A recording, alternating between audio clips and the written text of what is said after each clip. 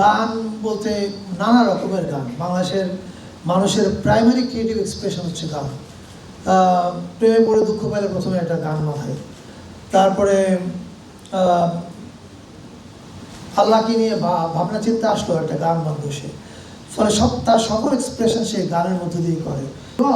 This is an amazing song. Coke studio যখন এটাকে remake করে তখন আমরা বুঝতে পারি this is a brilliant song. তো এরকম ব্রিলিয়ান্ট গান আমাদের বাংলাদেশে হাজার হাজার আছে।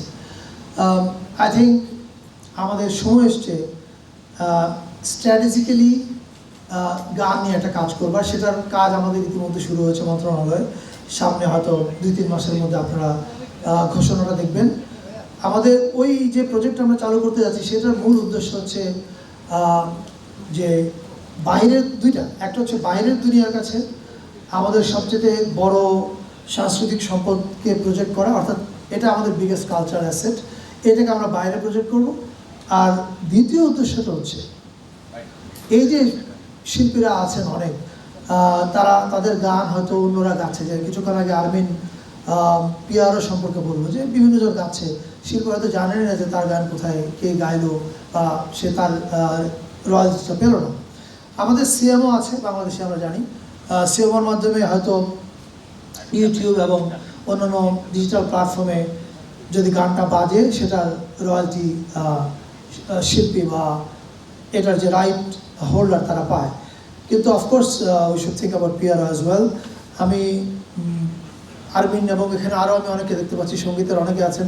আমি কোন ফাঁক দিয়ে বলে টিপু ভাইকে দেখলাম একবার কোনো একদিকে আছে বলে, I think is there, right.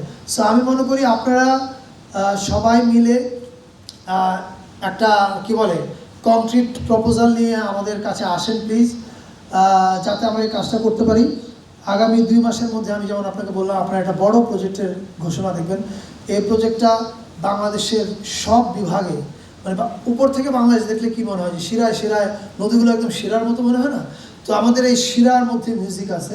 আমরা সেই প্রত্যেকটা জায়গায় গিয়ে এই গানগুলোকে কিভাবে আমরা কি বলে অডিও ভিজুয়াল মাধ্যমে তুলে ধরবো, এবং দ্য সেম টাইম শিল্পীরা যেন এটা থেকে টাকা পায়। মানে এখান থেকে যে টাকাটা আর্ন হবে, ministry doesn't want to take anything. এই যে টাকাটা আসবে ওই শিল্পীরা পাবে, এরকম একটা প্রজেক্টের কাজ আমরা করছি। সো আপনারা যদি এই পিআরও সিএমও এগুলোর কি বলে কম্বাইন্ড প্রপোজাল নিয়ে আমাদের কাছে আসেন, আমরা বিশ্বাস করি আমরা যে জিনিসটা ভাবছি সেটার সঙ্গে আপনাদের এই ভাবনাটা মিলে আমরা একটা বড় কাজ করতে পারবো বলে আশা করি। মাঠের অলরাউন্ডার আমি, আর ঘরের allrounder Tilex. Tilex toilet cleaner, clean মানেই টাইলক্স।